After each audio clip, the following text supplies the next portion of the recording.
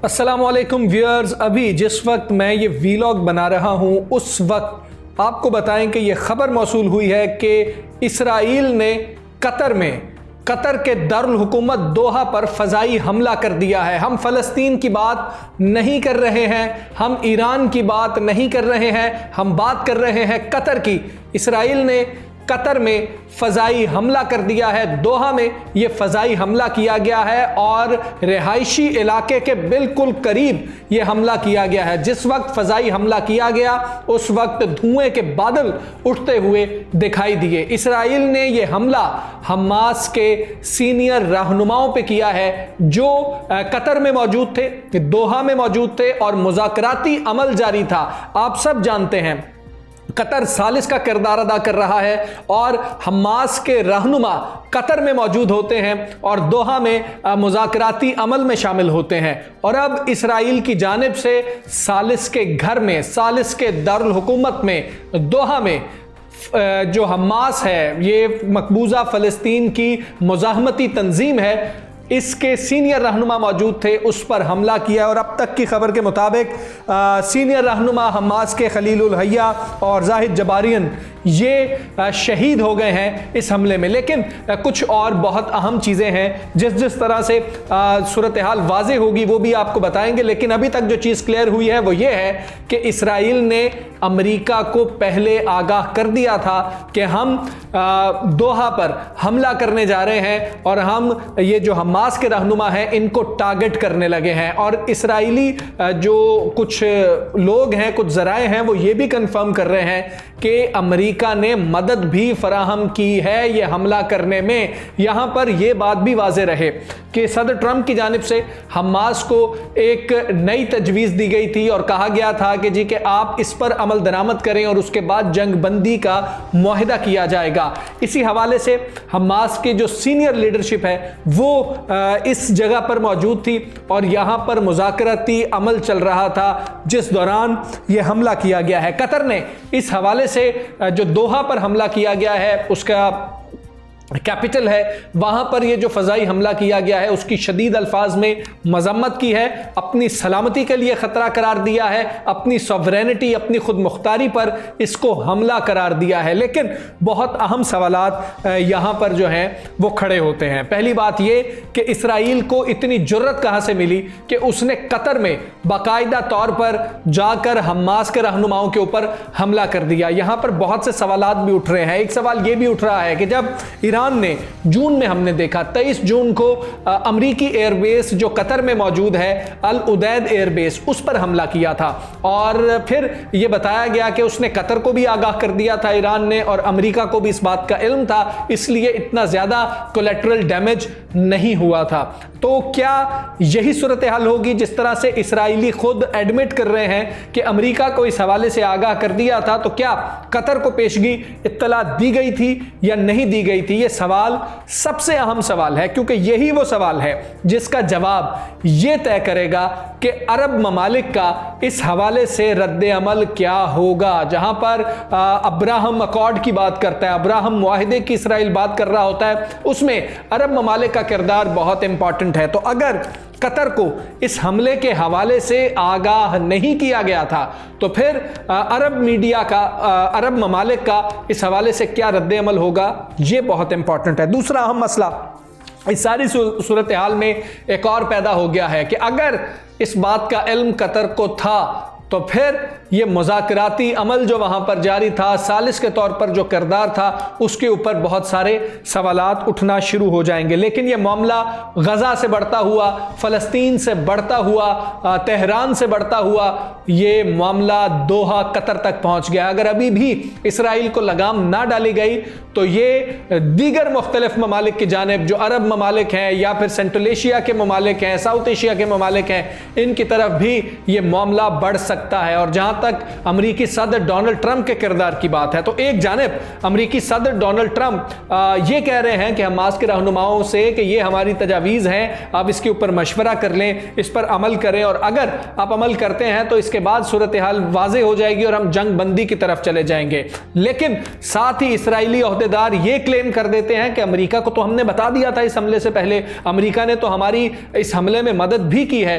तो वो तमाम जो जंग बंदी की काविशें हैं उनके ऊपर बहुत बड़ा सवालिया निशान लग जाता है और एक ढोंग सी कैफियत पैदा हो जाती है कि ढोंग रचाया जा रहा था, असल मकसद जो था वो यही था, और सीनियर रहनुमाओं को शहीद कर दिया गया है। लेकिन यहां पर यह भी देखना है कि वहां पर दोहा के अंदर, कतर के अंदर बड़ी इकोनॉमिक एक्टिविटी होती है, बिजनेस मीटिंग्स हो रही होती हैं, लोग पूरी दुनिया से वहां पर आते हैं टूरिज्म के लिए। इसी हवाले से कतरी वजारत खारजा ने यह भी कहा है कि इसराइल की शरंगेजी ने अवाम और गैर मुल्कियों की जिंदगियों को खतरे में डाला है। हम ईरान के हमले की भी बात करते हैं, यहां पर जरा कंपैरिजन करते हैं कि एक ईरान ने कतर पर हमला किया था, कतर पर नहीं कहा जा सकता, अमरीकी जो एयर बेसिस थी उन पर हमला किया था, लेकिन चूंकि हुदूद कतर की थी इसलिए यही कहा जाता है। और दूसरी तरफ यह मामला है कि जो आज इसराइल ने हमला किया, इन दोनों में फर्क क्या है? पहला फर्क यह है कि अमेरिका की जो बेसिस थी जहां से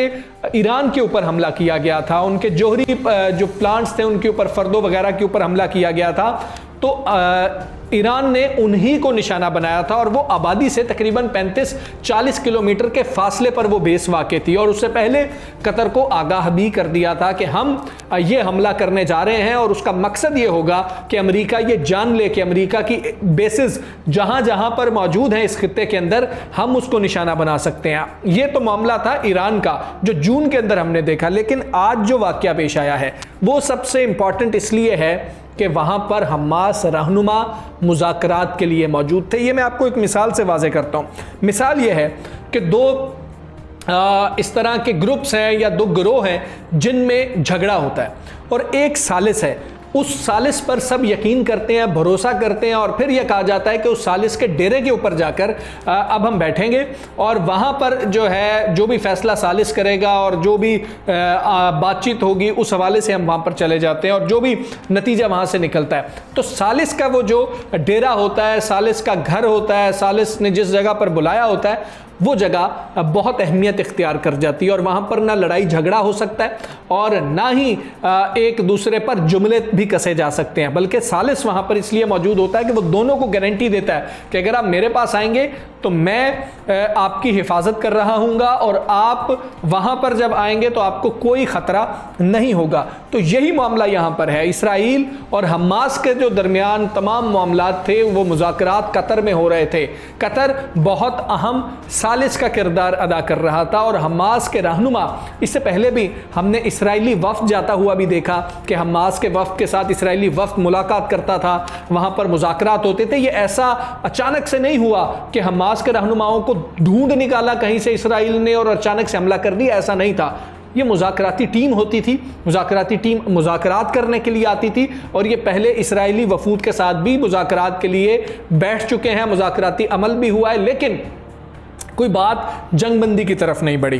तो अब कतर जो कि सालिस है उसके कैपिटल, उसके दारुल हुकूमत दोहा के अंदर ये हमला हो जाता है। तो ये बहुत सारे क्वेश्चन मार्क कतर के लिए भी छोड़ जाएगा और कतर ये बर्दाश्त नहीं कर सकता कि कतर जैसा मुल्क जून में भी एक एयर स्ट्राइक देख रहा हो और अब जो है सितंबर में 3-4 महीने के अंदर दूसरी एयर स्ट्राइक इस तरह की देखी जा रही हो। तो कतर के लिए ये बहुत बड़ा क्वेश्चन मार्क लग चुका है कि क्या कतर अपनी फ़ज़ाई हुदूद की हिफाजत कर भी सकता है या नहीं कर सकता। अगला सवाल यहाँ पर यह है, अमरीकी बेसिस जो वहाँ पर मौजूद हैं कतर के अंदर, वो इसलिए है, उनका एक मौक़िफ़ ये भी होता है कि हम कतर के सोवरेनिटी के लिए भी यहां पर बैठे हुए हैं। तो जिस वक्त यह हमला किया जा रहा था तो इसराइली ओहदेदार तो कह रहे हैं कि अमेरिका ने मुआविनत फराहम की है और अमेरिका दोहा हमले में शरीक है और दोहा में हमले से पहले अमेरिका को आगाह कर दिया गया था।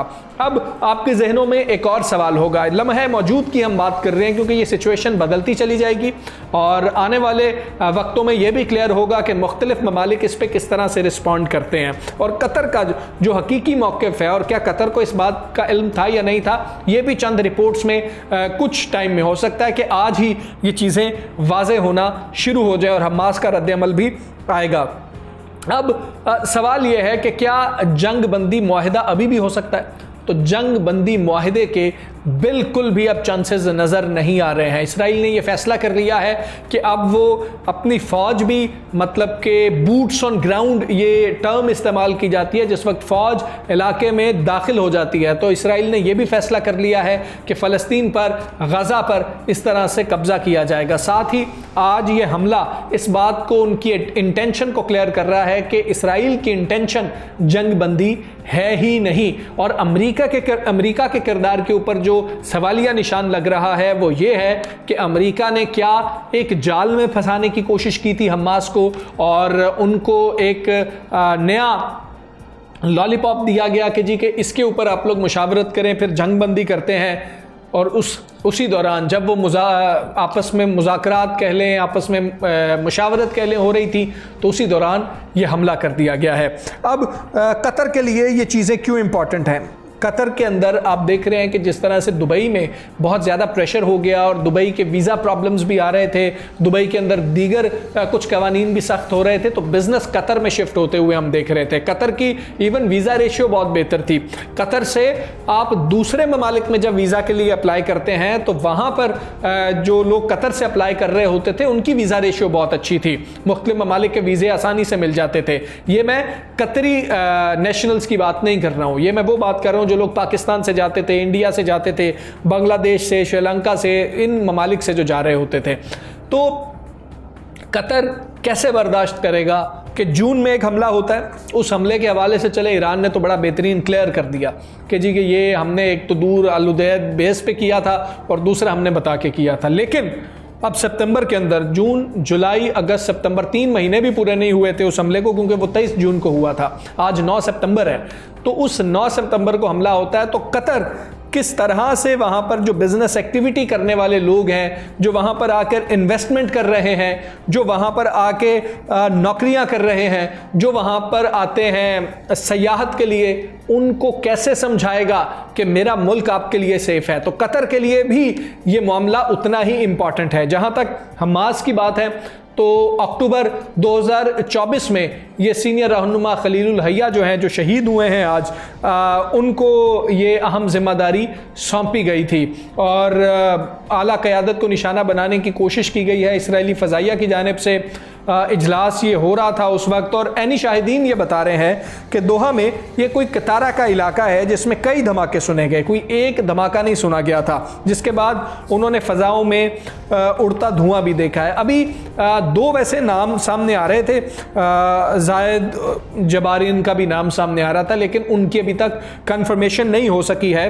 और अब आपको बताएं कि अरब मीडिया ये भी क्लेम कर रहा है कि जो तजवीज़ अमेरिकी सदर डोनाल्ड ट्रंप ने दी थी इस इजलास के अंदर, उसी पर बातचीत हो रही थी, उसी पर गौर किया जा रहा था। और जिस तरह से इसराइली ओहदेदार कह रहे हैं कि अमेरिका शामिल है, तो ये बड़ी अजीब सी सिचुएशन है कि अमेरिका और डोनाल्ड ट्रंप जो बारहा कह चुके हैं कि मैंने इतनी जंगें रुकवाई हैं, मुझे नोबेल पीस प्राइज़ दिया जाए, तो उस पर भी अब सवालात उठेंगे कि जब आप ही की चीज़ के ऊपर, आप ही की तजवीज़ के ऊपर एक इजलास हो रहा था, तो आप उस हमले में कैसे शामिल हो गए। अभी हो सकता है कि अमेरिकी सदर डोनाल्ड ट्रंप का कुछ देर में मौक़िफ़ सामने आ जाए, और ये भी हो सकता है कि वो ये कहें कि इसराइल ने बहुत गलत किया, इसराइल को ऐसे नहीं करना चाहिए था, इसराइल ने हमें नहीं बताया। हो सकता है कि वो ऐसा रद्द-ए-अमल दें, लेकिन ये हम सब समझते हैं कि इसराइल कुछ नहीं कर सकता जब तक अमेरिका की आशीर्वाद उसको हासिल ना हो। तो ये मौजूदा सूरत हाल है। इसराइल की जानिब से दोहा, कतर पर यह हमला किया गया है। दूसरी जानिब जो गज़ा की सूरत हाल है वो भी आपको बताते हैं कि वो सूरत हाल उसी तरह से है। हर 1 घंटे में एक बच्चा शहीद हो रहा है वहाँ पे, भूख से वहाँ पर बच्चे मर रहे हैं। और अक्टूबर से लेके 2023 से लेके जो मामला है ये मज़ीद ख़राब हो रहा है और 1.5 लाख से ऊपर लोग जो हैं वो ज़ख्मी हैं अभी तक जो हमले किए गए हैं इसराइल की जानिब से। पहले इसराइल गज़ा में हमले कर रहा था, अब कतर में हमला किया है और कतर का रद्द-ए-अमल, अरब ममालिक का रद्द-ए-अमल क्या होगा ये भी हम आपको आगाह करेंगे जैसे ही उनका मौक़िफ़ सामने आता है। अमरीकी सदर का मौक़िफ़ सामने आएगा और ये मामलात किस तरफ जा रहे हैं। ये बात तो क्लियर हो गई कि अब जंग बंदी नहीं होने लगी है, बाय फोर्स ही किया जाएगा जो कुछ किया जाएगा और कोई जंग बंदी मुआहिदा नहीं होगा। और अब ये भी फीलिंग आ रही है कि जो जंग बंदी की सारी बातें थी अमेरिका की जानिब से, ये सिर्फ ढोंग था, ये उनको कहीं पर एंगेज करके रखना था और फिर अचानक ये हमला किया जाना था। तो इस हमले में अभी तक की जो इत्तलात हैं उनमें हमास के सीनियर रहनुमा खलीलुल हैया शहीद हो चुके हैं। मुझे इजाज़त दीजिए, अल्लाह हाफ़िज़। इस हवाले से जो अपडेट्स होंगी वो हम आपके साथ शेयर करते रहेंगे।